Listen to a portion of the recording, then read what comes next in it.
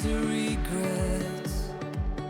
Just take the jump and hold your breath. It feels good to be alive.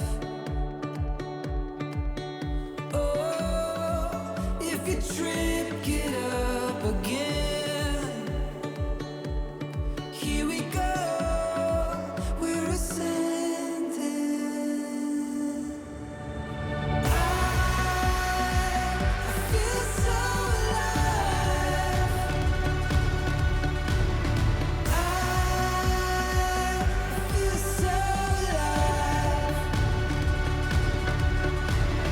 I feel the blood rush through my veins. I can take on the world when you're next to me. And I feel so alive. I feel so alive. 3, 2, 1, action.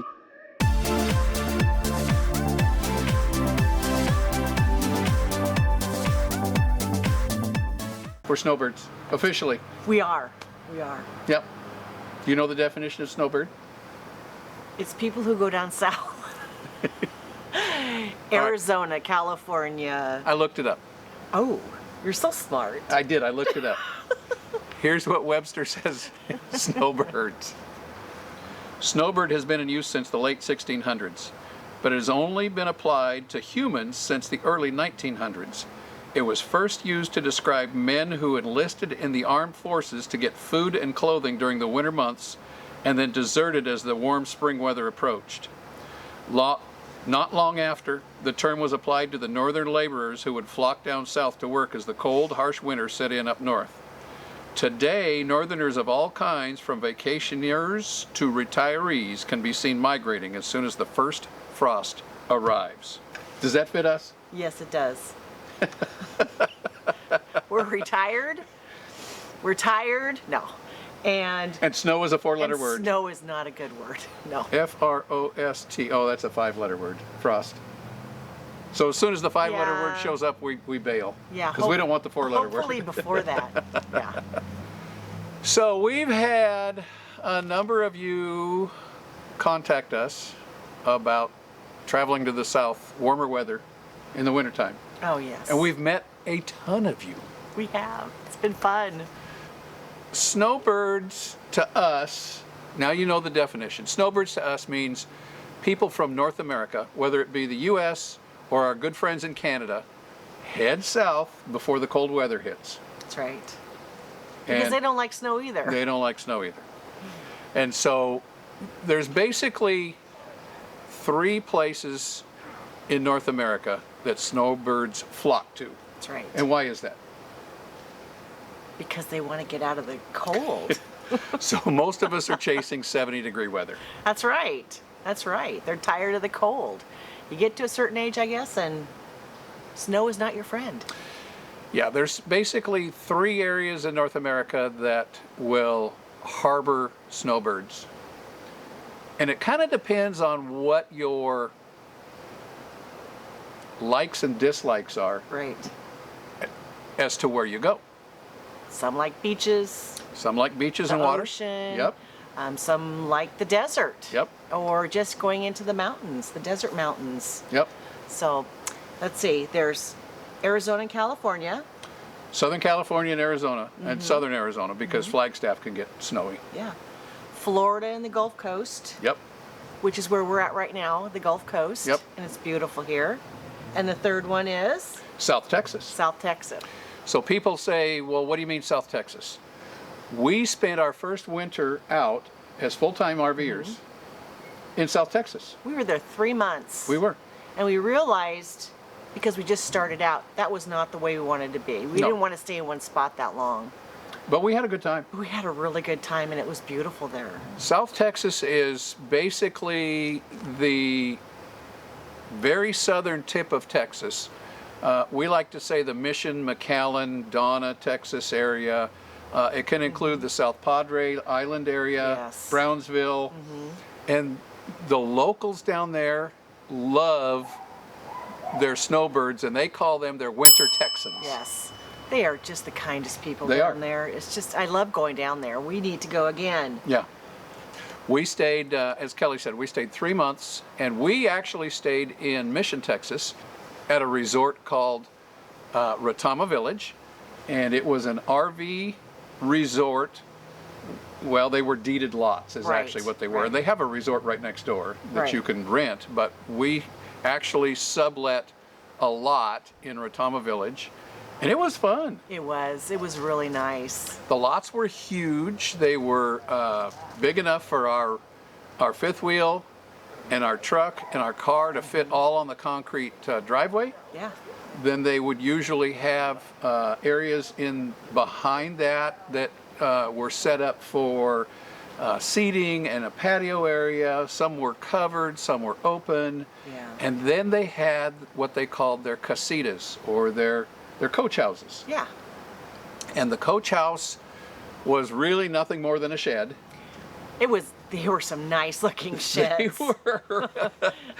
Some of them fixed them up into man caves. Some of them fixed them up into washer, dryer, kitchenettes, Yeah. bathroom, big screen TVs, computer room. Yeah. Hide to beds. Yeah. And so they could have friends come over and they could stay in there. You are not allowed to stay in there overnight though. Right. In the casitas. Right. You had to stay in your RV. But if you had friends over, they could stay there. But it was just really the coolest thing ever. It was a lot of fun, and we really enjoyed ourselves, although it's not our kind of travel style to stop for 3 months at a time, but I think for a couple of weeks, it would, Even a month. for us. Yeah. Now, you guys, we've met a lot of folks here in this park. We're currently in Biloxi, Mississippi, and we're going to get to that here in just a second. But there's a lot of people here that come here for the whole winter. They're here for 3 or 4 months. And we'll talk about that in a second. But South Texas is a beautiful part of the country. Yes. There's hiking. We even crossed the border into Mexico Yeah. a number of times. Yeah, we did. We met friends and had a couple of drinks, and we would buy some of the things at the shops along the street. Yeah. It was just a lot of fun. It And was. so the weather in South Texas highs are in the 70s to low 80s during the day, It is. and at night it drops down into the 40s, mid 40s to low 50s. Right. Very, very comfortable. We used to get that ocean breeze coming off the Gulf that was just perfect. The birds were amazing. Oh, yeah. The greenery, it stayed green all year long. Oh, hearing people mow their lawns and smelling the grass Yeah. is just takes you to another level. Yeah. So we really enjoyed ourselves at South Texas. And as I say, the locals really, really treat you right. They call you their winter Texans. Yes. One of the other areas that snowbirds flock to is Southern California and Southern Arizona. Our favorite is Arizona. Yeah. And Southern California obviously has the beaches and the ocean to offer. San Diego is beautiful, and Long Beach and that area is absolutely gorgeous. Yeah. But as you come inland, you get more into the Palm Desert, Palm Springs area. Then as you transition into Southern Arizona, you have Phoenix, you have Tucson, you have Quartzsite, you have Yuma. That whole southern desert area down there is just absolutely beautiful. Yes. And that's kind of why we went, is for the desert and the mountains and the Can-Am riding. That's right. We Rock climbing and all of that. We Yeah. went to Can-Am. It Yeah. was fun. We met Aaron and Tina Jones down there for our first trip down there. They'd been there the year before, and they knew everything that needs to be known about Quartzsite. We haven't made it to Southern California for a couple of reasons. Number one, there's a lot of people. Yes. And number two, it's very, very expensive in Southern California. But they have everything. They do. They have the ocean, they have the desert, they have everything. Yeah, Mountains. the climate is absolutely gorgeous. Yes. But it is expensive, and so we haven't dipped our toe into the Southern California No. area yet as snowbirds. But we do really like the Quartzsite area, and we like to boondock. Yes, we do. There are a number of RV parks in Phoenix. There are a number of RV parks in Tucson, a number of RV parks in the Yuma area. That's right. That whole southern Benson, Arizona, Tombstone, Sierra Vista, that whole area is just full of RV parks, and the people are just very, very friendly. And it's a different type of climate. It's a dry desert warmth, even in the wintertime. The highs in quartzite range from 60 to the mid 70s, and at night they're down into the low 40s to 50 degrees at night. And that's we're talking January, February, March now. And as March approaches, it starts to get warmer in all these places. Yes. So we like the quartzite area. We're headed there again for 2 months this year, and we're hoping to see a lot of you there. But that's another place that snowbirds flock to. And then the third place? Florida and the Gulf Coast, which is where we're at right now. People that like beaches tend to flock to the Florida Gulf Coast area. The white sands, I mean, it's just beautiful. It is. And now the weather is not as warm as it is in the summertime. I don't think I'd go dipping my toes in the ocean this time of year, but it is soothing and it is calming. I might get him out there. I might.